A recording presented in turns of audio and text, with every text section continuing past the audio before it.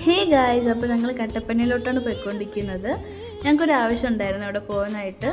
അപ്പോൾ മോർണിംഗ് ആയപ്പോൾ ഞങ്ങൾക്ക് ചായ കുടിക്കണമെന്നുണ്ടായിരുന്നു. അങ്ങനെ ഒരു ഷോപ്പിലോട്ട് ഞങ്ങൾ കയറിയിട്ടുണ്ടായിരുന്നു. ഞാൻ കോഫിയും ഉള്ളിയോടെയാണ് എടുത്തിട്ടുണ്ടായിരുന്നത്.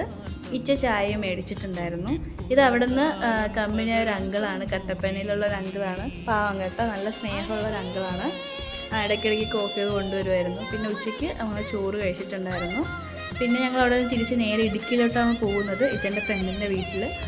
അവിടെ നിന്ന് എടുത്തൊരു വ്യൂ ആണ് ഞാനിത്. പിന്നെ ഈവനിങ് ആയപ്പോൾ ഞങ്ങളെല്ലാവരും ഫാമിലി എല്ലാവരുമായിട്ട് റിസോർട്ട് ബുക്ക് ചെയ്തു. ഇത് മൂന്നാറാണ്. ഇവിടെ ബുക്ക് ചെയ്ത് ഞങ്ങൾ ഈവനിങ് ഇവിടെ വന്നു. നൈറ്റ് ഇവിടെയാണ് സ്റ്റേ. പിന്നെ ഇവിടുത്തെ വ്യൂ എന്നൊക്കെ പറഞ്ഞാൽ അടിപൊളിയാണ്. ഇപ്പോൾ നൈറ്റ് ആയതുകൊണ്ട് കുറച്ചൊന്നും കാണാൻ പറ്റുന്നില്ല.